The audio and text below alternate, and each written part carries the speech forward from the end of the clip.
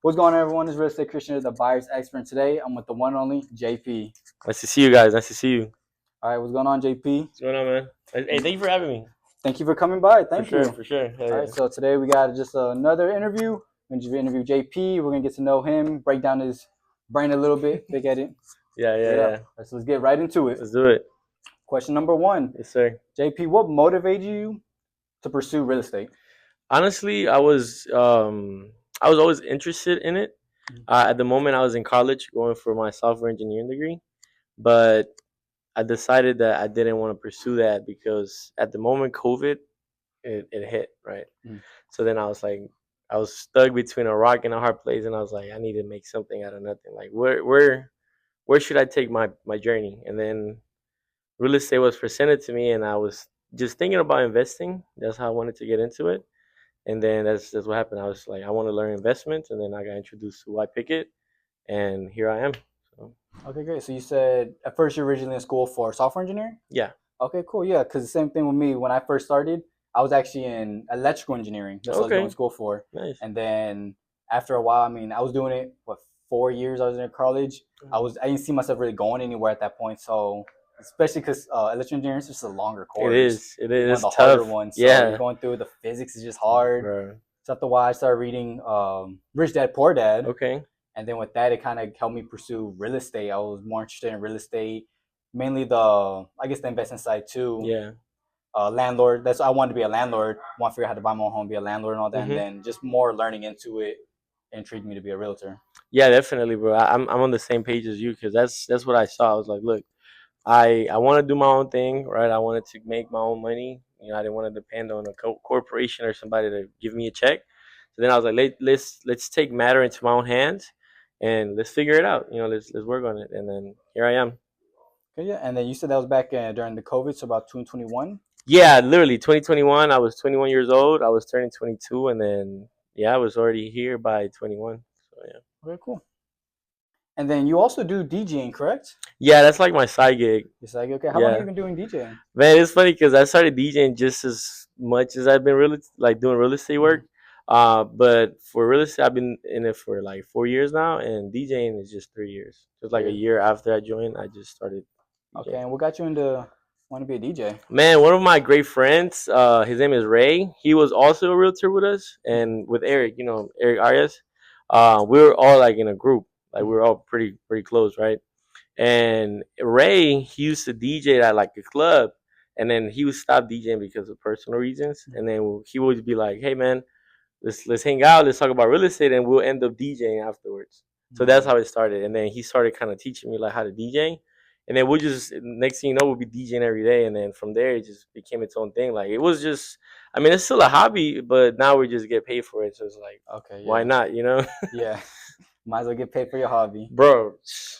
Okay, and then you being a realtor and being a DJ, I mean, how do you manage both of those worlds? Man, it's funny because it's not too far apart. If you believe me or not, like it's a lot of realtors. If you're a realtor, you know that the networking events and all these things they get pretty rowdy. It's like you make connections through real estate, and then from there you kind of, where we find a way to tie that into DJing for networking events, for grad parties, for weddings, stuff like that.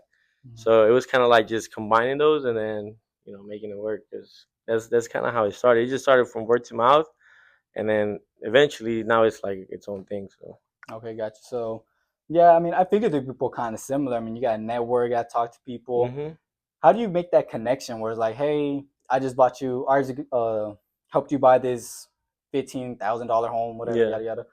I do DJing by the way as well. You want me to DJ for you? Like, man. You know what I really do? I'm glad you're asking that because what I do is whenever I close on a property, I always offer my services. I'm like, look, for your first whatever, your first party, your birthday party, or your homework like home welcome party, home warming party. I'm sorry.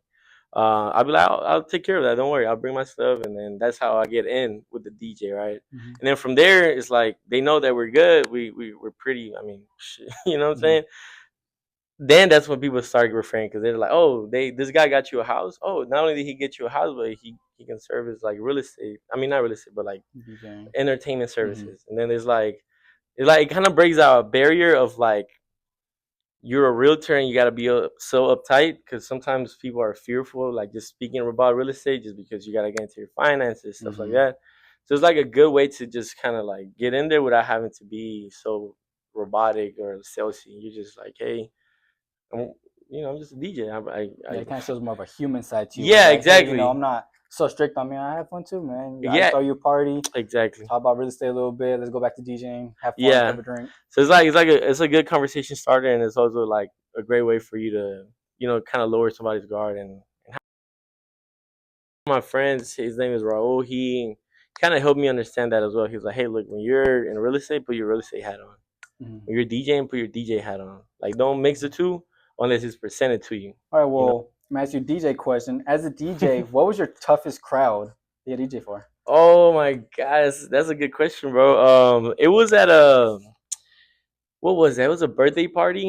It was a birthday party. It was one. He was also like a real estate client of ours, Mm-hmm. and he's like, I'm Colombian, so I'm like, I have my type of music, like the one that I'm comfortable with.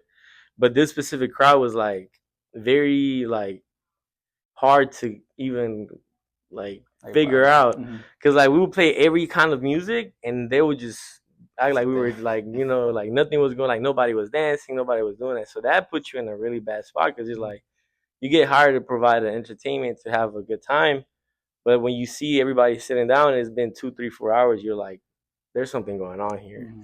So that one was like memorable because then we learned, like, because it was me and Eric, we learned that there's a genre of music that certain people just listen to, right? And then we didn't know about it. Like he didn't know about it, I didn't know about it. And then we had to literally, as we were in the party, download music in that same like party to make them like have a good time. And then eventually we took like the Rocky start into like a better, like the end of the night was a little bit better. But that moment was, man, it felt long. It felt like a whole day. Like I was like we were sweating that one because Now we kind of got the little DJ portion of it. Put our yeah. real estate hats back on. Yeah, of course, of course. Uh, Let me put it on. same question, but just different field. Can you share the toughest real estate transaction you ever had? Yeah, man. Oh my goodness. It was an I-10 borrower, right? And I-10, like, it's not easy. But this specific loan was like we had a program where we did a 3% down on I-10, right? Okay. And the reason why it was so difficult is because on I-10, when you do certain type of loans, they ask for a lot of documentation and repeated documentation, right?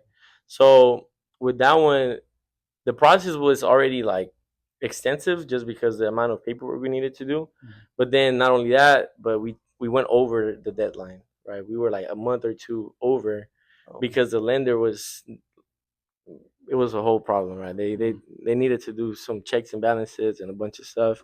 So that one was one of the toughest, even though we closed on it because everything went well.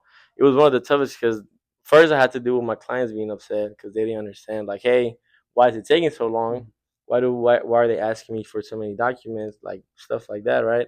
And then second of all, because the seller was in a tough position to need to be out of the property by a certain time, and the reason why it was like a big problem at the end of the day was because of the timeline, right? We Mm-hmm. didn't meet those timelines, and it wasn't up to me, right? Because I did everything that I could on my end to make it work. But in this specific scenario, it was mainly the underwriting portion because they needed to double check, and it took a long time to get back to us. But ultimately, we got it done. So that was for the books because I didn't think we were gonna get it done. I thought we were gonna back out and Okay, and then just for anyone that wants to be part of real estate, I mean, do you have any suggestions or any tips you'd like to give them? I would say the biggest thing that I would recommend for anybody that wants to get into real estate would be to work on your mindset before anything. Because what people don't tell you is that the gist of real estate is pretty much the same. Anybody can sell you like a script or a program on how you can close leads or whatever. But if your mindset's not there, then those tough months where you're not closing, where you're not having money come in, that's what makes or breaks a real estate agent in a real estate business. Is how well are you able to overcome tough situations so that you can you can push through that and grow as an agent. So I would say like work on your mindset because your mindset is gonna get you places where money or connections probably can't. So I would say that. To be, are there any books that you'd recommend? Anything? Yeah, bro. I'm glad I'm a big reader. I used to be able to read a book in a month. Mhm. So I was going through a phase where I was reading like for a year, just like back to back to back to back, right? But one book that I always recommend to people is Think and Grow Rich. Think and Grow Rich. Yeah. All right, great. Think and Grow Rich is the book he does recommend. All right, Juan, JP, that's it for this interview. Thank you for Okay, coming out. cool. Thank you for answering these questions. Awesome. It was Yeah. great talking to you. It was great picking your mind a little bit, Yeah. learning more about the DJing part of you and Hmm. the real estate part of you. Of course, bro. Yeah, anytime, anytime. And then, if anybody's interested, come on by White Picket Realty. We'll take care of you. Yes, sir, we will. We'll show you a little thing or two. And then yeah, we're welcoming any agents. So definitely. Sounds good. Well, thank you for coming by. Thank you.